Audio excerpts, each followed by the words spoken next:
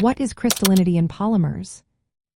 Imagine a fabric made of tiny threads woven in a perfect pattern versus one with tangled, loose threads.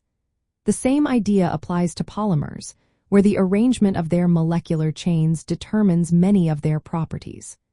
Crystallinity in polymers refers to how well these long chains are organized in a repeating, three-dimensional pattern. Unlike amorphous polymers, where chains are randomly oriented and disordered, crystalline regions have chains that fold into neat, ordered structures called lamellae. These lamellae can group together into larger spherical formations called spherolites, which are visible under a microscope. Most polymers are not entirely crystalline. Instead, they have a mix of crystalline and amorphous regions. If more than about 80% of a polymer is crystalline, it is called highly crystalline. Between 10 and 80% crystalline makes it semicrystalline. The rest of the material remains amorphous, with chains that are randomly arranged.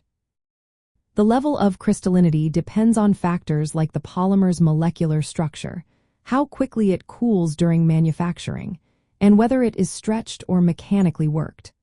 Polymers with straight, unbranched chains tend to crystallize more easily because their molecules can pack tightly together. Crystallinity greatly influences how a polymer behaves, especially when it comes to strength and durability. Crystalline regions act like reinforcing areas inside the material, making it stiffer and stronger. They also increase the polymer's ability to resist breaking under stress, especially at higher temperatures where the amorphous parts become more flexible. Crystalline polymers have a specific melting point because of their ordered structure, unlike amorphous polymers that soften gradually over a range of temperatures. This melting point is important for processing and understanding how the material will perform when heated. Another key aspect is chemical and barrier resistance. The tightly packed crystalline regions make it harder for gases and liquids to pass through, which is useful in packaging and protective coatings. However, the differences between crystalline and amorphous areas can sometimes cause internal stresses, leading to cracks or defects over time. Crystallinity also affects optical properties. Because light scatters at the boundaries between crystalline and amorphous regions, many crystalline polymers appear opaque. This can be a factor in applications where transparency is needed.